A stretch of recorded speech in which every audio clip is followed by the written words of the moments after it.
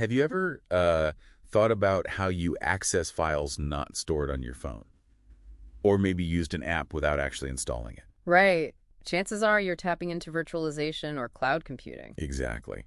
And these things, they're everywhere now, especially with remote work becoming so common. Understanding them is, well, pretty critical. Absolutely. They're not just niche tech anymore, they're fundamental. Knowing the basics helps everyone navigate, the digital world we live in. And that's precisely our focus today. We're diving deep into virtualization and cloud computing, specifically looking at them through the lens of the CompTIA A plus 1101 exam objectives. Yep, we've been digging into a study guide for that A plus 1101 cert. Our goal here isn't just definitions. No. You want to pull out the really crucial stuff, the insights, and make it make sense for you, the listener, make it relevant. Okay, let's start at the beginning now. Virtualization. Fundamentally, what is it? What does it do?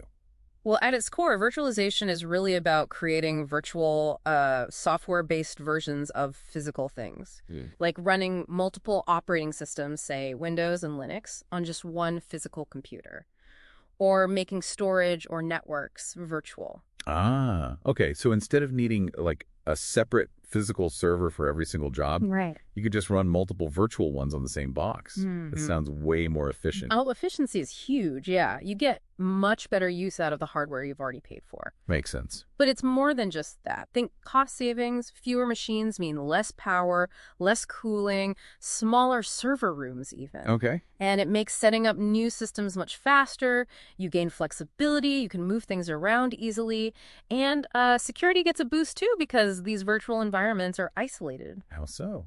Isolated. Well, if one virtual machine gets compromised, it doesn't automatically spread to the others running on that same physical hardware. They're walled off, essentially. That isolation aspect sounds really important, especially for security. Okay, the study guide talks about different types of virtualization. Let's start small, with client side. What's that used for on, like, my own computer? Right. Client-side virtualization happens on your individual desktop or laptop. A really common use is sandboxing. Sandboxing. Yeah, creating a totally separate, isolated virtual space to test out new software, maybe a beta program, or try some configuration changes without, messing up your main operating system. Ah, like a safe little playground for software. Exactly. A controlled lab on your own machine. That's clever. What else is it good for? It's also incredibly useful for running older software, legacy stuff. Oh, yeah. How? Well, say you've got this critical business app, but it only runs on, Windows XP. Instead of keeping an ancient physical machine around, Right. you run Windows XP inside a virtual machine on your modern Windows 11 or macOS computer. Problem solved. Maintains compatibility. Nice. And the other big one is cross-platform stuff, running apps from one OS on another. Like running a Windows program on a Mac. Precisely. Client-side virtualization makes that possible. That must be a total lifesaver for some people. Okay, let's scale up. Server-side virtualization, what's the focus there? So server-side is about running server roles like web servers, database servers as virtual machines instead of on dedicated physical hardware. And a really key concept here is VDI. VDI, Virtual Desktop Infrastructure. You got it. That's where instead of having a physical desktop computer, your actual desktop environment, your Windows or Linux desktop, runs as a virtual machine on a server somewhere. So my computer screen is just showing me an image of a desktop that's actually running in a data center. Essentially, yes. Your local machine acts more like a terminal. And VDI can be set up in a couple of ways. First, on-premises. On-prem VDI, meaning the company runs it all themselves. Exactly. They host the whole VDI setup, the servers, the storage, everything within their own data center. Okay, keeping it all in-house, what's the advantage there? Control. Primarily, it gives the organization much greater control over the entire stack. That means potentially tighter security, easier compliance with specific regulations, and potentially better performance because the virtual desktops are running physically closer to the company's data and other applications on their own network. Lower latency. Makes sense, especially for companies with strict rules or performance needs. What's the alternative? VDI in the cloud. Yep, VDI in the cloud. Here, a third-party cloud provider like AWS or Azure or Google hosts and manages that virtual desktop infrastructure. Ah, so you're outsourcing the hardware and management part. What are the benefits of that route? Scalability is a big one. Need more desktops, need fewer. You can adjust pretty quickly, much more easily than buying or decommissioning physical servers. Flexibility. Definitely. And it can be more cost-effective up front because you avoid that big capital investment in servers and storage. You pay as you go for what you use. Well, Plus, the provider takes care of a lot of the underlying infrastructure maintenance, which simplifies things for the IT team. I can see the appeal. More flexibility, maybe lower starting costs. Now, the guide also mentions application virtualization and containerization briefly. How do they fit in? Yeah, good to touch on those. Application virtualization is about running an app remotely, often streamed from a server, without fully installing it on your local machine. It runs in its own isolated bubble. Okay. Containerization is a bit different. Think Docker. Apps run in isolated containers, but they share the host OS kernel. So they're lighter than full VM. Much lighter, yeah. Faster to start up, use fewer resources, very popular for modern app development, microservices, that kind of thing. Got it. Different ways to isolate software. Now, the hypervisor, that sounds like the magic ingredient making this all possible. What exactly is it? It absolutely is the key. The hypervisor is the software layer, sometimes called the virtual machine monitor, or VMM, that actually creates and runs virtual machines. Ow. It manages the physical hardware, the CPU, the RAM, storage, network cards, and carves up those resources, allocating them to the different virtual machines running on top. Okay, the resource manager. And there are two main flavors, Type 1 and Type 2. That's right. The big difference is where they run. A Type 1 hypervisor, or bare metal, installs directly onto the server's hardware. There's no traditional OS underneath it. So it is the OS, essentially, a specialized one. Kind of, yeah. It's a very lightweight OS optimized just for running VMs. Think VMware, ESXi, or Microsoft Hyper-V Server. You'd find those in data centers, right? Well, For serious server stuff. exactly. Because they run directly on the hardware, they generally offer better performance and security, less overhead. That's crucial for data centers. Okay. So what about Type 2 then? Hosted. A Type 2 hypervisor runs as an application on top of a regular operating system. So you'd have Windows or macOS or Linux installed first. Like I do on my laptop? Right, and then you install the hypervisor software like VMware Workstation Player or Oracle VirtualBox, just like any other app. Ah, so those are the ones I might use myself for testing or running Linux on my Windows machine. Precisely. Perfect for development, testing, personal use. Easier to set up, but generally a bit less performant than Type 1. Makes sense. Now, running all these VMs must really tax the hardware, right? What are the key things to consider resource-wise? Oh, absolutely. Resource planning is critical. Yeah. You need enough CPU power, sure, but RAM is often the biggest bottleneck. Really? Why RAM? Because each virtual machine needs its own dedicated chunk of RAM reserved just for it. If you run out of physical RAM to allocate, performance just tanks. Okay, so RAM is super important. What else? Storage space, obviously. VM files can get big. And you need decent storage performance, too. And networking, making sure the VMs can talk to each other and the outside world effectively. Right. And don't modern CPUs have special features for this, like Intel VT or AMD V? They do, yes. Hardware-assisted virtualization. Those features built into the processor help the hypervisor run more efficiently. They offload some tasks directly to the hardware. So they speed things up. Significantly, in many cases, makes the whole process smoother. Okay. And networking for VMs, the guide mentioned shared, bridged, private modes. Can you break those down quickly? Sure. Shared networking, or NAT, is often the easiest. The VM kind of borrows the host computer's IP address to get online. Simple, but makes it harder for outside devices to connect into the VM. Okay. Bridge networking makes the VM act like a separate physical device on your network. It gets its own IP address from your router, just like your laptop or phone. So it's fully visible on the network. Yep. Good for servers or anything that needs direct access. And private creates a sort of mini network just for the VMs on that one host machine. They can talk to each other, but not the outside world. Good for isolated testing. Different tools for different needs. Got it. Yeah. Let's switch to security and virtualization. You said isolation helps, but what else do we need to worry about? Well, isolation is good, but not a magic bullet. First, you still need to secure the guest operating systems inside the VMs. Patching, antivirus, firewalls, all the usual stuff applies. Right. Treat them like real machines. Exactly. Then you need to protect the host system itself. And critically, the hypervisor layer needs securing. Keep it patched. Because if the hypervisor gets compromised, then potentially all the VMs running on it are at risk. And there's also a specific threat called VM escape. VM escape. Sounds bad. It is. It's where malware inside a VM finds a vulnerability in the hypervisor and manages to break out of its isolated environment. It could then potentially access the host system or other VMs. It's rare, but serious. Wow. Okay, so security needs layers here too. Host, guest, hypervisor.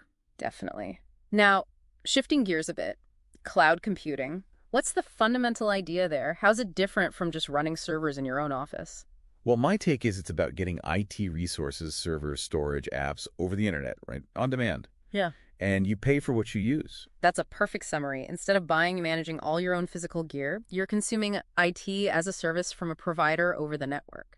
And the big advantage is not having to buy all that expensive hardware up front. That's a huge one, yes. Moving from CapEx capital expenses to OpEx operational expenses is very attractive financially. But it's also about agility.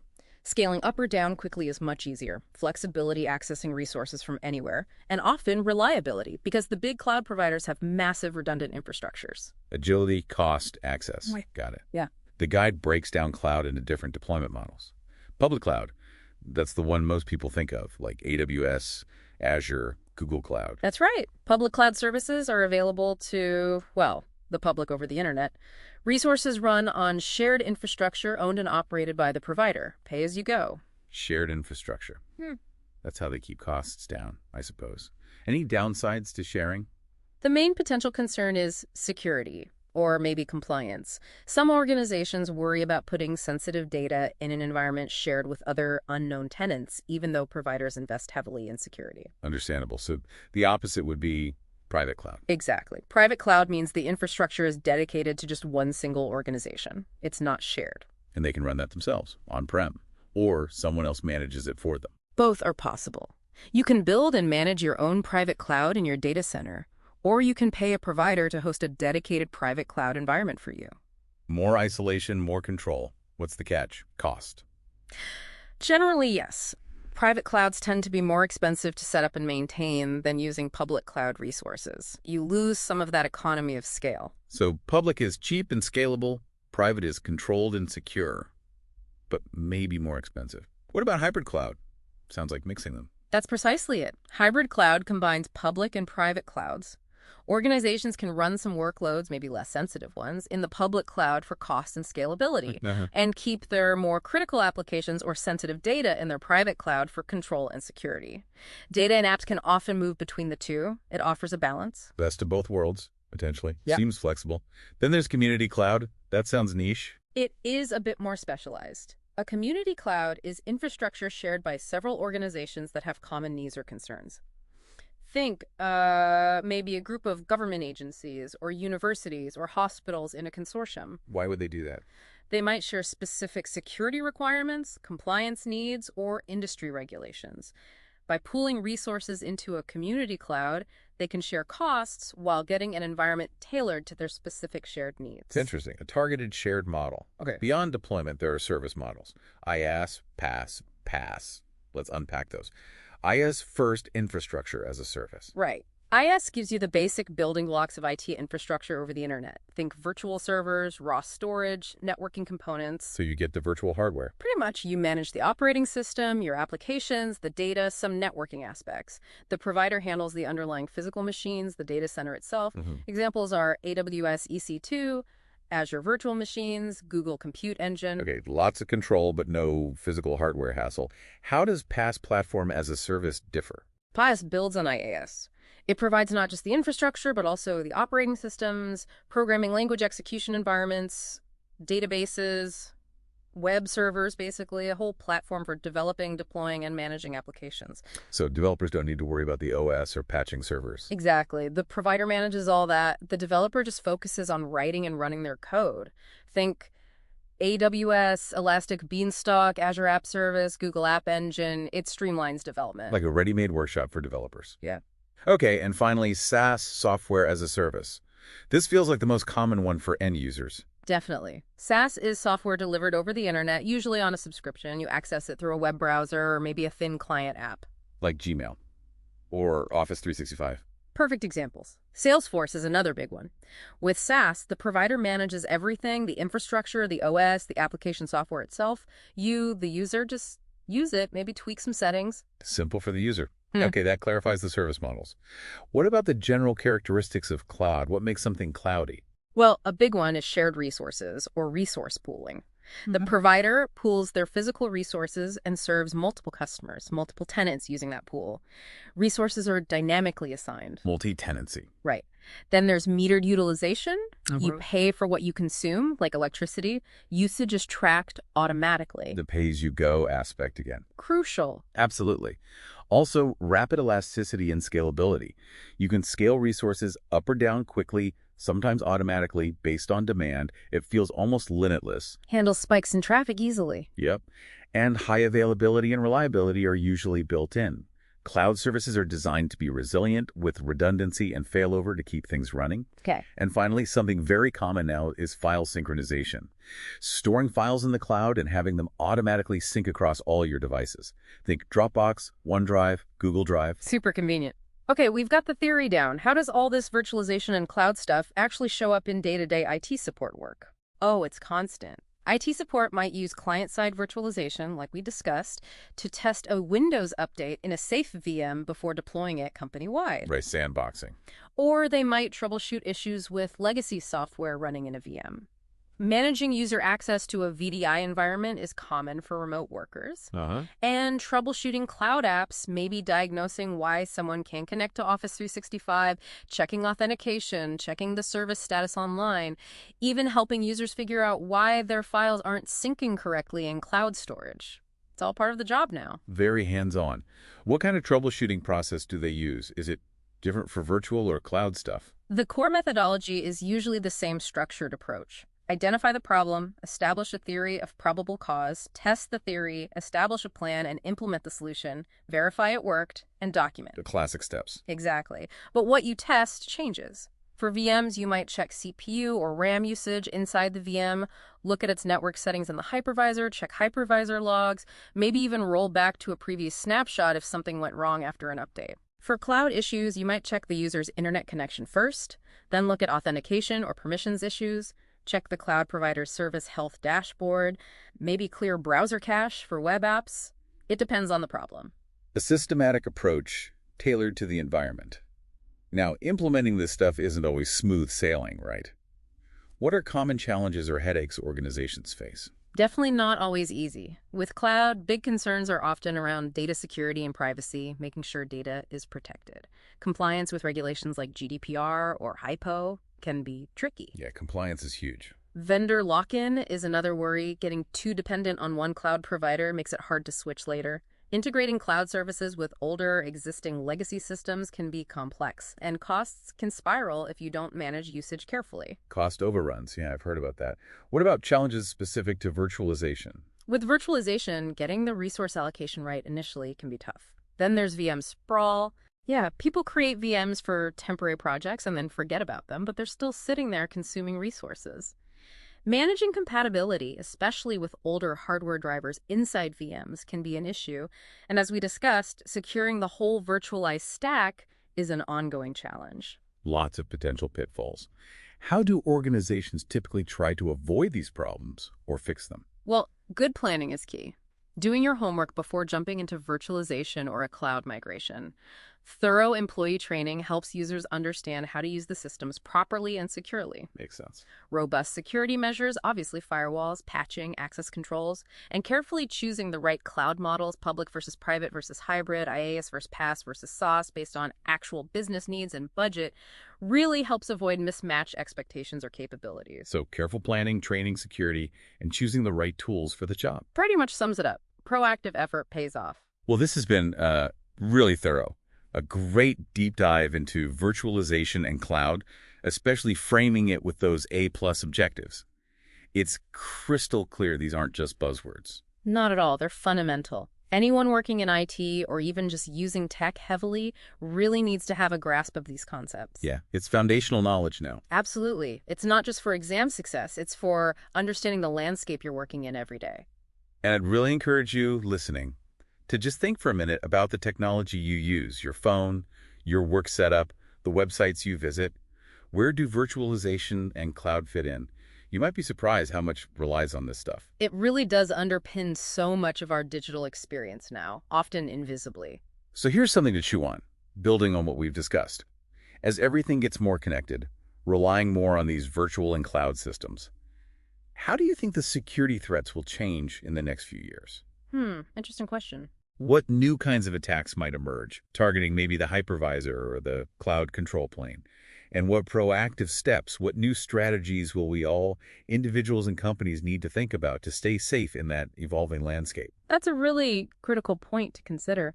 The attack surface is constantly shifting in these environments. Staying ahead requires constant vigilance and innovation.